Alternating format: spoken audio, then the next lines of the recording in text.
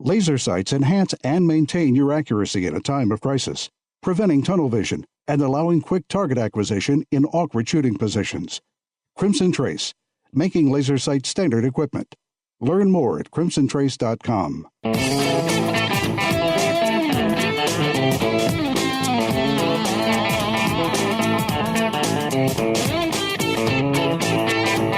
The number one national voice in defense of your Second Amendment rights. Gun Talk, available on iTunes and on the free Gun Dealio smartphone app for Android and iPhone. To be on the air with Tom, call us now, 866-825-5486 or 1-TOM-TALK-GUN. Now, here's Tom.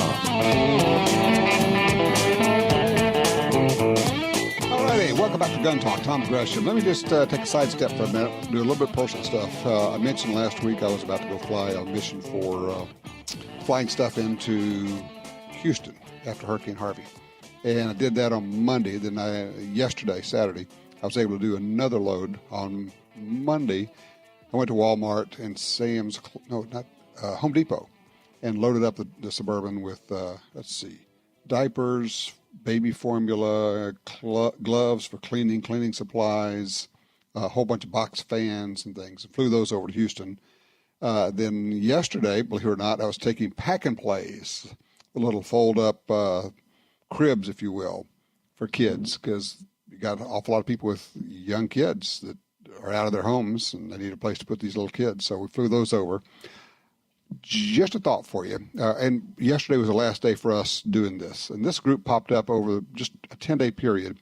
It's called Operation Airdrop. There's also a Cajun Airlift. But Operation Airdrop is now shifting over to Hurricane Irma. You do not have to be a pilot. You don't have to have a plane to get involved in it. I would suggest over on Facebook, take a look at Operation Airdrop. They need people who have trucks, people who can organize, who can load things, who can get them to drop off places at airports to get things down to people who need it. If you want to get involved in something, if it's something that sounds like it might be interesting to you, certainly we need your help. Operation Airdrop on Facebook. Take a look at it. All right, appreciate that.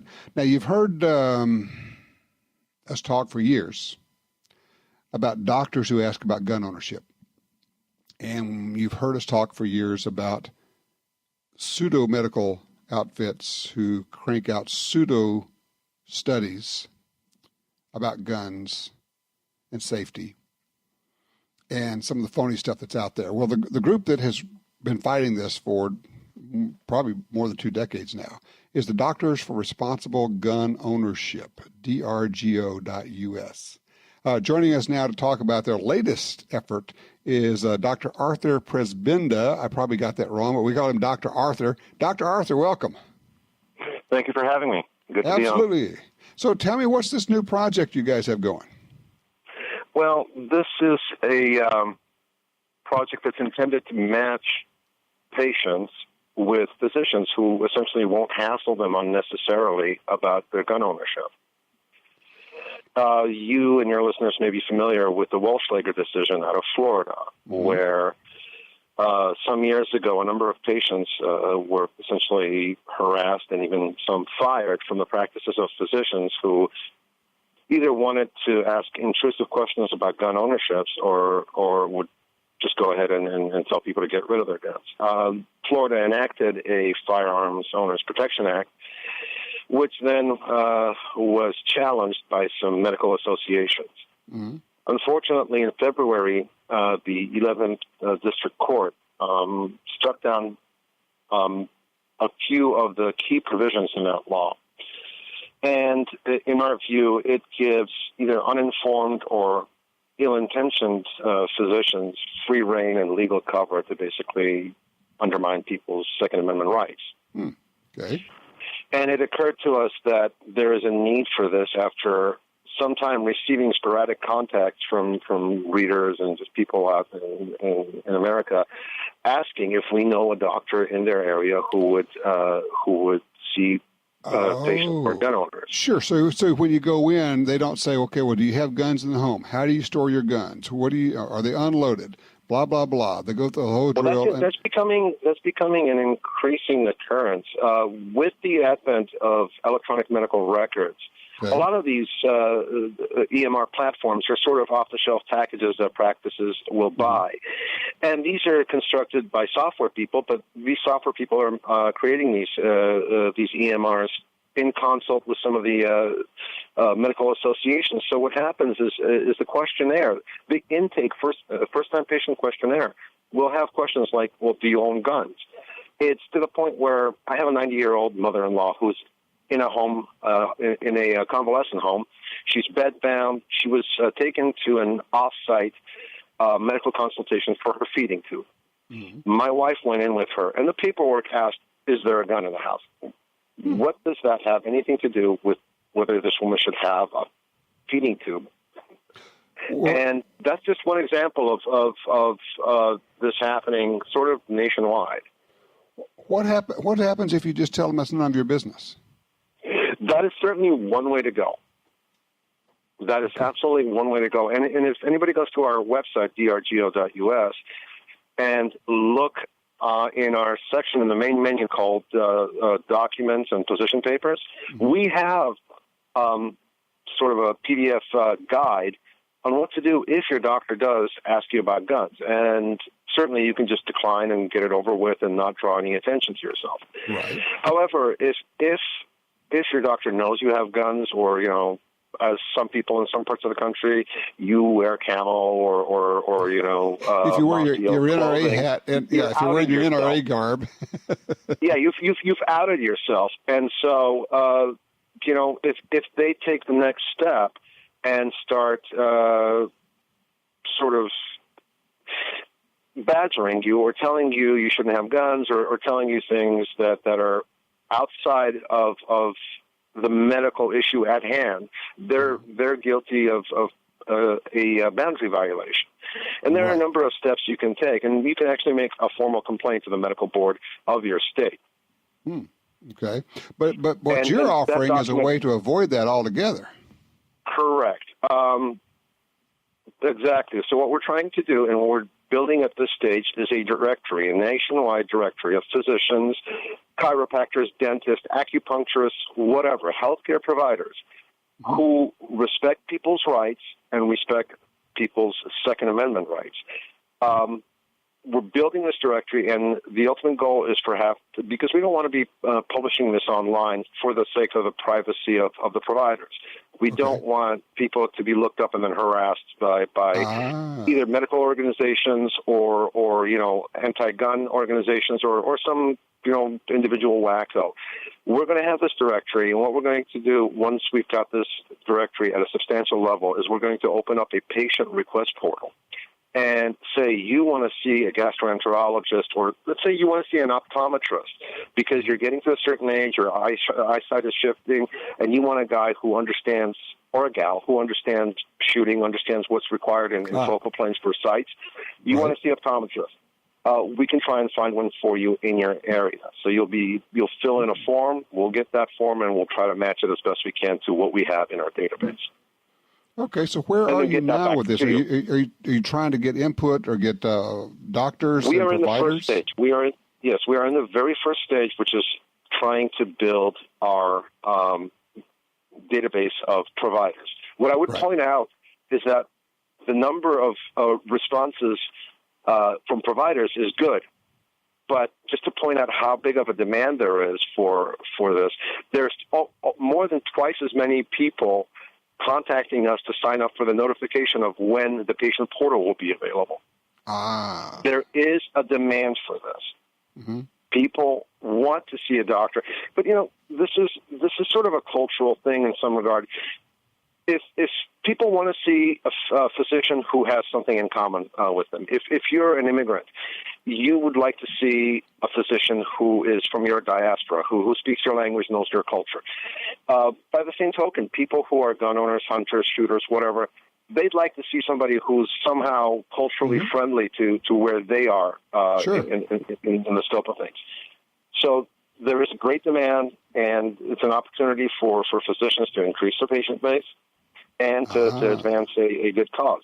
So it could help a physician's business as well. So, all right, so let's go to the meat of it. What do you need right now? What do you need people to do?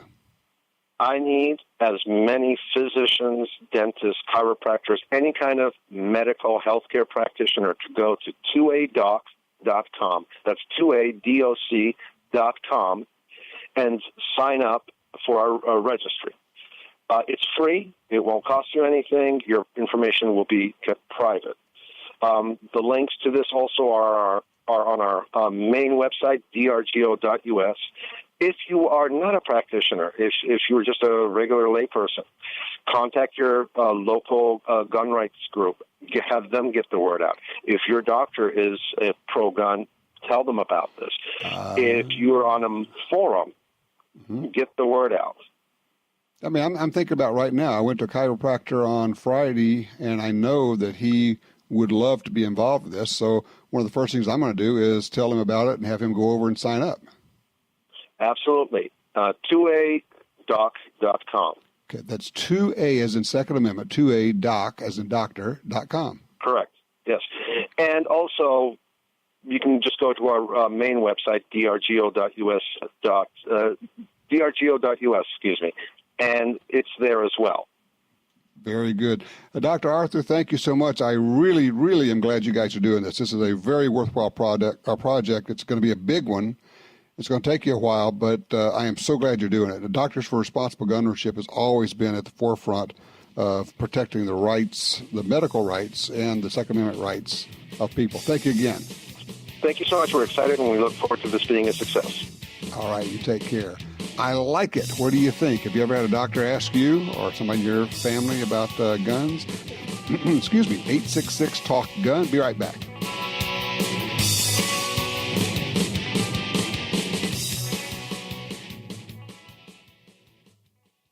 For more than 70 years, Timney Triggers has been enhancing the shooter's experience. Whether it's a local competition, a day at the range, or even the hunt of a lifetime. Setting the standard in aftermarket triggers, Timney is now producing more than 170 models of triggers for bolt-action rifles, shotguns, AR rifles, and semi-automatic rifles. Proudly made in the USA since 1946. Find your new trigger at timneytriggers.com.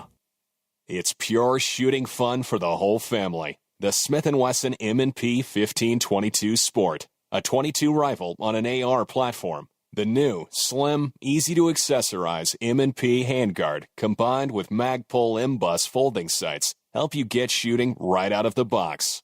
Lightweight, reliable. The M&P 1522 Sport from Smith & Wesson. Learn more at smith-wesson.com. If you're like me, you don't have money to burn, but you still want to buy guns, ammo, and accessories. That's why we created Gun Dealio. That's a free, yes, a free smartphone app. Just download it and start getting the deals.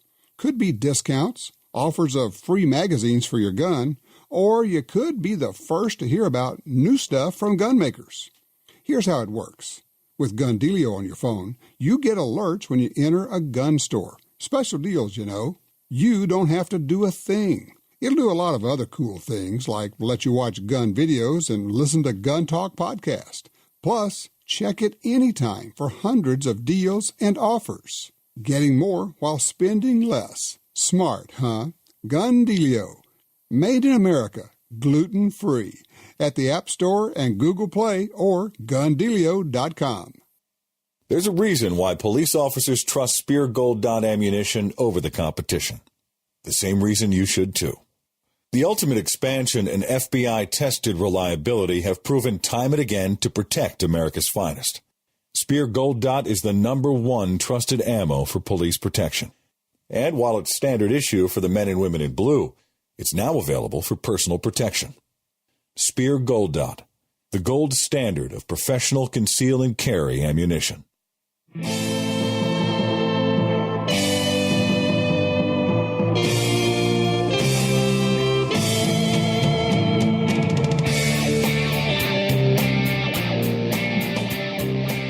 Interesting stuff. Email from a gentleman. Tried to get him on the phone. He just it was too emotional for him to talk about. He's got this 1911 made in 1914. He said it was loaded when I first handled it 18 years ago. He's been trying to get this gun for 18 years. He said it was loaded with 1943 ball ammo, green corrosion on the ammo. It says it was a private sale paperwork on, the paperwork was 4/1/1947 from a World War I veteran to this woman's father, a World War II veteran. Said the woman did not want to sell it, but she was concerned that nobody in her family wanted it. This gentleman says he took 3 World War II firearms to her house and explained their originality and history. She brought out the 1911 and the fact that I've been interested in it for so long. It took a month to work out the details. Said when he got it home, he dismantled it and checked all the parts for original stampings, not a pinprick of rust in it or on it. All parts have the correct S stamping. It's one of those stories that it's 18 years in the making. He said, John ends up, says, I love it, not bad for my first 1911. I think you did okay, John. Took you 18 years to get there. Holy cow. Really amazing stuff. Let's see. Ed's in Anchorage, Alaska on line 3. Ed, coating bullets. What are we talking about here? Well, somebody called in earlier and asked about coloring bullets. Mm-hmm. And what I like to do occasionally, if I'm testing loads, what I'll do is take marks a lot in different colors and color some bullets blue, some red, some green, whatever. And when you shoot them through a white target, they leave a ring around the bullet hole that tells you exactly which bullet is where. That way you don't have to go down range and change things. Yeah, it's been working for me on my 350 Remington Magnum and stuff for years. So that's a quick hint. One other thing, I got a question for you, and that's regarding loads for a 40 Smith & Wesson semi-auto. I'm in a quandary because all my loading data is for jacketed bullets, and I can't find anything for lead bullets. The question is, the jacketed ones show about 180 grains. The lead one's about 185. Is there a big problem using the same loading data for the lead? I'm concerned about pressure. Yeah. So can I use the difference in weight is not enough to make a difference, 180, 185. I would, as we always do, I would start on the low side. One thing I would suggest, do you have the Lyman loading manual? Because I think Lyman has lead bullets in its loading manual. Yes, I do have it, and I've consulted it. It's an older Lyman, but it didn't show anything for the those 185 grain semi-wad cutters. So, I mean, I think it'd be okay using the same load as for a jacketed bullet because, if anything, I think the lead bullet's going to have maybe slightly less pressure because it's going to have slightly less resistance as it goes through the barrel in terms of being compressed into the rifling.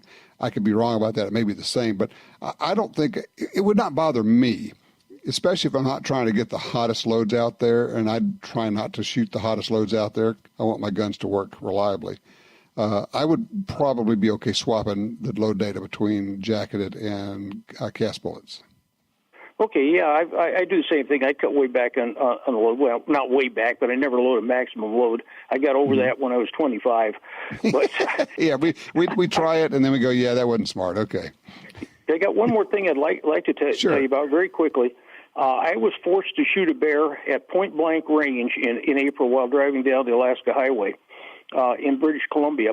The good part was I had a loaded 12-gauge shotgun in my hand with Winchester 1 1/8 ounce slugs in it, and I shot the bear at a distance from me face-to-face with him was about 18 inches and barrel to chest straight on. He was standing up, and so was I. I was in the motorhome. He was on the ground. We were eye to eye. And when I shot him with the barrel at 4 inches from his chest. He dropped like a rock. I called the Mounties and got hold of the Mounties at Watson Lake in British Columbia. Mm-hmm. Finally got them to agree to come down in the morning. Told my wife, get me the camera. I'll take a picture of them laying right outside our door for evidence if they need it, if we're forced to leave here. Mm-hmm. And I went to take the picture about half an hour later, and the bear was gone. The next morning, I got hold of the Mounties. The Mountie agreed to come out. And there was a pretty good blood trail. I'm a bow hunter as well as muzzle loading, pistol hunter, and rifle hunter. And the Mountie came out. There was blood right there at the motorhome. It's a small motorhome. It's only 18.5 feet. Okay. And at the time, the bear was trying to get in. But the thing about it was we tracked that bear for about maybe 200 yards. He left a tremendous blood trail, and then eventually the blood trail just got less and less and less and quit. But not only, it was all arterial blood. I'm a hunter education instructor, too, by the way. Okay, so so you know about blood and tracking and all of that. You bet. And so did the Mountie. He was also a hunter. Okay. And but we finally gave up, and we're sorry not to be able to recover the bear. But I'll tell you what, I was extremely surprised when I shot that bear at 4 inches with that heavy slug, and that he got up and left. Well, it goes back to my point about penetration. A slug is not designed to penetrate the kind of mass and muscle that a grizzly has. Yeah. Now, this was a black bear. Oh, it was a black bear. It penetrated. Okay. Yeah, it was. It penetrated. He was bleeding out the side of his back because he was hitting trees as he went by him. He was leaving a mark high up, plus coming out the center of his chest. Well, let me ask you one question, because the one thing that's in my head is, did you run into any problems? Did you get in trouble about shooting the bear? No, not at all. I've been a hunter education instructor here in Alaska for 34 years. I'm also the only Canadian firearms safety course instructor in Alaska. I'm a graduate of the police academy in Sitka, and have a good background. I'm also an NRA rifle and shotgun instructor. So I had no problem at all with the Mountie. He was somewhat impressed, I guess, when he asked me about, tell him a little bit about my hunting experience, and I did. Okay, well, good deal. Look, I appreciate you passing that story along. That's amazing. 4 inches, holy cow. And he still ran off. And people would say, that's impossible. You can't shoot something with a slug at 4 inches in the chest and he runs off. Yeah. I tell the story about the guy that got shot in the chest with a 44 Magnum, got up out of his chair, got out, got in his car, drove it about 100 yards until it ran into a telephone pole, and he was dead when he got there. You never know. That's why we train to shoot until the threat is over, right? All right, 866-TALK-GUN, get you in here. Something on your mind, a gun that you would like to tell me about or ask me about, or maybe a range report, something you've been out shooting, let me know. By the way, have you gotten into the whole silencer thing? It seems like everybody's getting silencers now. And if so, why?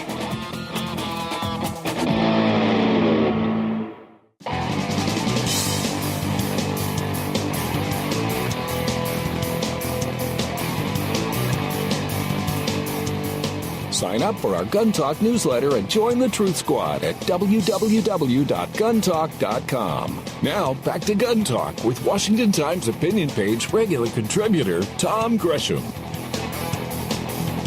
And we're back. Tom Gresham here, 866-TALK-GUN. Sal's been on hold for a while out of Waco, Texas. Sal, thank you so much for your patience out on 4. Talk to me. What are you talking about, revolvers? I can talk to you for the next 3 hours easily, so we'll stick to the subject of revolver lovers. Okay. I bought my first revolver in 1971. It was a Ruger Blackhawk convertible. It was good 357s and 38s. Right. After that, my favorite gun to go to was a 32 caliber. I have a couple of 32-20s, and the last gun I bought recently was a SP-101. And 327 Magnum with a 4-inch barrel. I would have preferred to get the 3-inch, but doesn't seem like Ruger is shipping the 3-inch anymore. But out of the box, that SP-101 is right on the money. Like I was telling the young lady, I bought it for my wife, and she has a hard time pulling that trigger. So I replaced the trigger return spring in the hammer spring. And put a molded grip on it. Now she can shoot that with no problem at all, but I keep it down to the 32 Smith & Wesson long. Right. And I say the 327s for me. Yeah, because there's a big difference. The 327 is a full house Magnum. So, yeah, the 327 or the 32 long is a very nice cartridge. Not much recoil there. Well, in fact, you were talking about loads for the thing. And I'm looking at Ogden's catalog here, and you can put 14 grains of little gun in the 327 with 100 grain XTP and pulled 1431 feet per second out of it. Oh, That's geez. almost as close as my 357. Yeah, it really is. That is terrific. Well, I appreciate it, Sal, and thank you for your patience for hanging in there. And I appreciate you sharing your story about revolvers. I know there's a lot more we could yak about. We'll have to do that another time. I do want to get to Sharon, though, because Sharon's got an issue that we need to deal with out of Dallas on line 2. Sharon, what do you got there? Hi, Tom. I have a real pretty little stainless P230 SL 9mm Kurz Sig Sauer. Mm-hmm. And I was surprised. I've had it now for several years, and I really do love it. But I was surprised when I first went to buy bullets for it. Even though it says 9mm, it would only take 380s. Mm-hmm. So I had to take all the 9mm bullets I bought back and buy 380s. So I was just wondering, what does that actually mean, 9mm Kurz? It means 380. Okay. Kurz actually means short. It's German for short. And it is literally the 380 cartridge. In Germany, the 9mm Kurz is a 380. And you'll see it on Walthers and on SIGs and other things. So I am so glad you figured it out. I don't think you could have gotten the 9mm to shoot in it. But, yeah, the 9mm Kurz, K-U-R-Z, is basically it's the 380. Well, it's a nice little gun. My other question, if you have a minute, is that I wanted to clean it. I live in Dallas, but I have a farm in Upshur County, Texas. So I go down there and shoot and everything. And I had a friend, I wanted to clean it, so I had a friend that works on guns and things. And I asked him, and he immediately sat down at the table and took it apart, which really upset me. But he knew, I guess, what he was doing. He wanted me to put the spring back in with my weak hand, with my left hand, which, of course, I just could not do. Mm-hmm. And he reassembled it. But ever since, the slide has seemed to be a little harder for me to pull. You know, to engage or to cock it. I don't know if it's just my imagination, or who should I take it to have them look to make sure everything is reassembled correctly? Find a good gunsmith, and you're in Dallas, right? Well, I'm in Dallas today, but I go to my farm a lot in Upshur County in East Texas. In East Texas, okay. I wasn't sure. How far are you from Shreveport? 45 miles. Oh, piece of cake then. I got the place.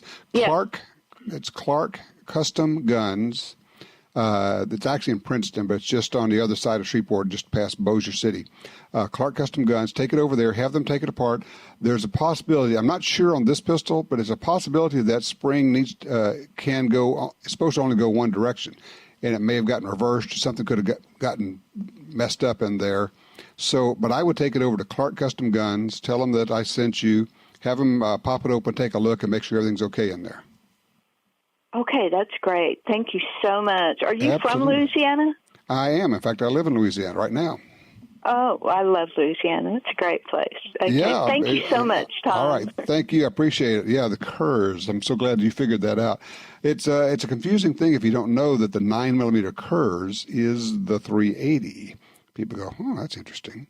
All right, let's talk to, let me see, where are we? Oh, I tell you what, Paul, don't go anywhere. I'm going to take a quick break. I'm going to come back. That'll give you more time to yak. We also are going to have more time for you, the listener, to join us right here, just by calling 866-TALK-GUN.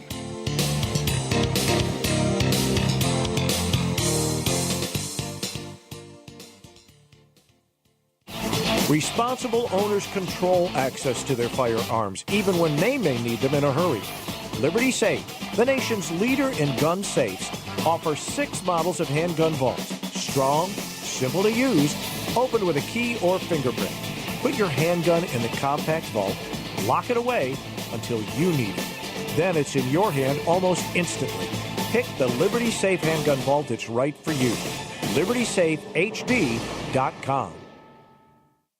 In the war on terror, fighting crime in the streets, in competition and homes around the world, one name in firearms stands out: Sig Sauer. Our pistols and rifles are renowned for their unfailing performance. This same commitment to excellence can be found in our line of SigTac accessories and the training offered by the Sig Sauer Academy. For unmatched quality, reliability, and innovation when it counts, choose Sig Sauer. Visit sigsauer.com today. If you carry a gun, you need training. Your concealed carry class was definitely not training. But time, money, and obligations keep you from spending days at a shooting school. The trusted folks at Gun Talk can help. Concealed Carry 1, our DVD featuring the VADA Group, covers what gun, what holster, how to carry, where to wear your gun, and much more. Visit shopguntalk.com. That's shopguntalk.com. Look, this really is life and death. Learn how to stay aware, how to get away, and how to fight if you must.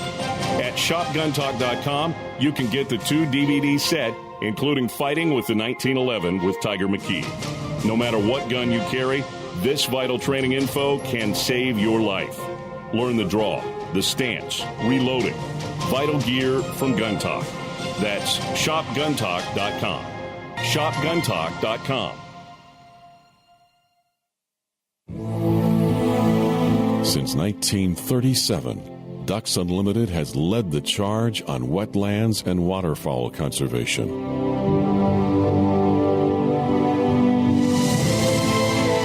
Wetlands reduce the effects of flooding and recharge our drinking water, but perhaps most importantly, they allow us to experience what makes the outdoors so great.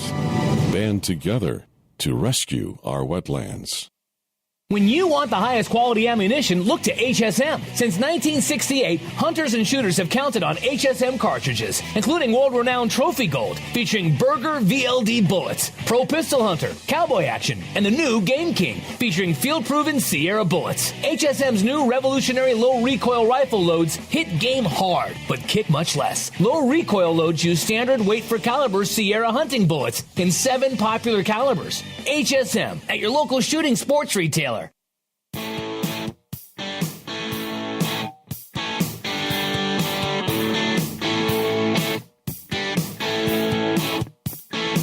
Back with you. 866 Talk Gun. Get you in here.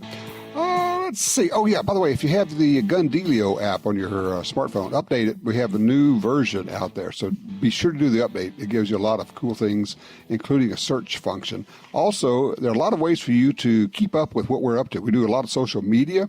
We have, let's see, you can watch Gun Talk channels, all of our videos on YouTube, Roku, Amazon Fire TV, Apple TV, plus at our website, guntalk.com. Just search Gun Talk.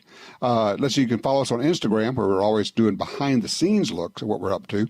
You can follow me on Twitter. I'm at Gun Talk over there. Watch our TV shows, obviously on Sportsman Channel.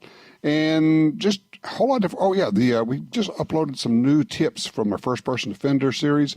Lots of good, serious concealed carry tips. So check those out on YouTube as well. Paul's with us on line 4 out of Moorhead, Minnesota. Paul, let's talk doctors. Yeah, I thought that was a great piece on the Second Amendment doctors. My doctor is independent, and he used to be with a big medical conglomerate, but he left to open up his own practice because he didn't like how they told him that he can't spend enough time with his patients. I found out after I had him as a doctor that he was a gun guy, he was a hunter, and so I'm just doing a little bit of a plug for independent doctors because they're not controlled by the medical conglomerate. The group, exactly, yeah. And we were talking about, in case people missed it, we had a representative on from the Doctors for Responsible Gun Ownership. They have a website, 2adoc.com, where doctors, chiropractors, dentists, ophthalmologists can go and sign up, and it'll be a referral service for people who have guns and don't want to have those intrusive questions, rather. Ask when they go in there, do you own guns? How do you keep your guns? Are they loaded? Are they stored safely? You should get rid of your guns, blah, blah, blah. So, excellent. I appreciate that, Paul. Thank you, sir. Ron's in Fresno, line dose, number 2. Hey, Ron. Hey, Tom, how you doing? I'm well. What's happening? Excellent. Oh, just enjoying a nice weekend here. All right, how can we help you? I got a question. I'm wanting to register a 38 Smith & Wesson Lady Special, and my uncle had bought it probably 18 years ago, and it's passed down to my older brother, had it for a while, then my nephew, and I traded him a mountain bike for it. And when I get my CCW here, because my wife has hers, we have to have any handguns that we plan on putting on our CCW, we have to have them registered to us. But there's no way I can get a hold of my uncle. And I know he hasn't passed away, but we have no forwarding telephone numbers or addresses. And I like to do the paperwork, but I'm not sure. I already went through the gun shop over here, but they said he has to be here to sign the paper so they can hold it and clear the title on it. But I have no way to get a hold of him. I wish I did, because then I'd fax him the papers or however I can get it. So does he live? Let me ask you: does he live in California? No. Last known address was in Kansas City, Kansas. So this gun is not registered in California currently. Is that correct? No. Yes. No, it's not. Where is the gun? It's in my possession here in California. I'm in Fresno. Oh, okay. And the gun store says you'd have to get, all right, I'm thinking about this. There's got to be a way to skin this cat. I'm going to make a suggestion of a place, somebody to call or a place to look, okay? Have you heard of, or are you familiar with the website calguns.net? I have heard of that. I have never had to get on it, but I have heard of it, like Gun Broker and all them. Yeah, but this is not a place that sells guns. This is a place where people go to talk about issues about gun ownership in California. So Excellent. It's calguns.net, calguns.net, and there's also a Cal Guns Foundation, which is a different group, but a very good group. One of those two would be the place where I would go say, look, how do we handle this? Because California is its own special, different country. And yeah, yes, it is. I mean, it really is. And so I would look for some local help there, and they may say, look, this is how you do that. And somebody there who's familiar with the California laws, I'm not, will be able to help you out. But calguns.net and also the Cal Guns Foundation would be able to help you, okay? Excellent. That's exactly what I needed. All right, very good. Thanks, sir. Appreciate the call. Let's see. Line 3, JD is with us, Greenwood, Arkansas. Hey, JD, what do you got? I have it was made in 1939, Mauser V24, but it's made at the Bruno Works in Czechoslovakia. How good is that? Is that a good Mauser? There are no bad Mausers. Well, they tell me the Czechs made actually better than the Mausers than the Germans before the World War II. I would not be surprised. Did I lose you? No, you got me. The Czechs have made great guns for a long time. I don't know. I mean, you could always look it up, but because there are books about Mausers, you can look up the manufacturer, the serial number, and all that stuff. But in my experience and the little bit I know about them, I think you have a good one. What caliber is it? It's been rebarreled for 30-06. Huh. Now, does it have a sporterized stock, or is it a military stock? It still has the old military stock. I've cut the lower off. I mean, I've cut the front of it off to make it look sporterized, but it's got the original stock on it. Mm-hmm. It'll shoot 1.5-inch groups at 100 meters. That'll work. No, it sounds to me like you got yourself a good one. Obviously, if you want to look up more information on it, you can go to on the web. You can look up Mausers. There are Mauser groups. You can find books about Mausers and look them up, where they were made and the history of that. But if you're just talking about, is this a good gun, I would say from your experience, it's shooting well for you, and you've got a good one. So I wouldn't worry about it. Looks good. All righty. Yeah, by the way, Michelle points out, said, hey, Doctors for Responsible Gun Ownership. Check them out, but also join them, work with them. It's a good group. They've been fighting this battle a long time. It's an uphill battle because a lot of these medical groups are very anti-gun. And encourage your doctor, your medical provider, to go to 2adoc.com and sign up, all right? Still got time to get you in here, 866-TALK-GUN.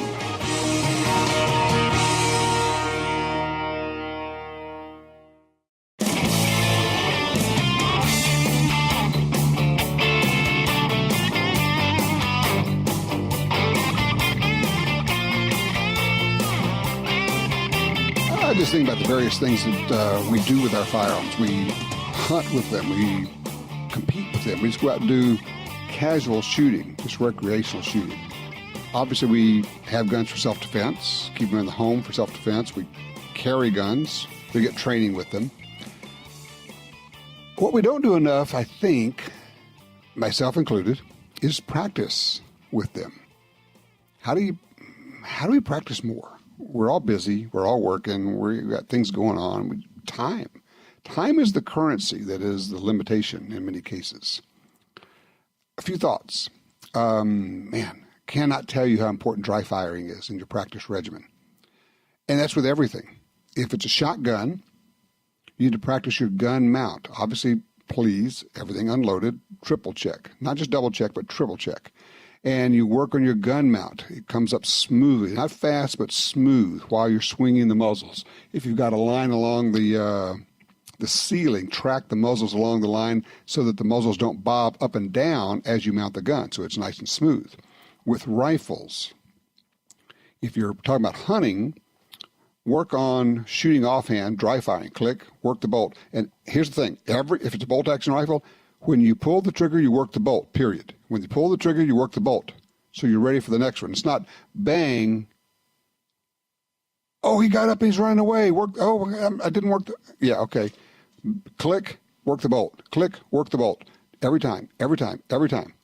And have an aiming point on the wall or someplace that's safe, and work on minimizing the wobble, and also work on that trigger press so that it goes off when you want it to.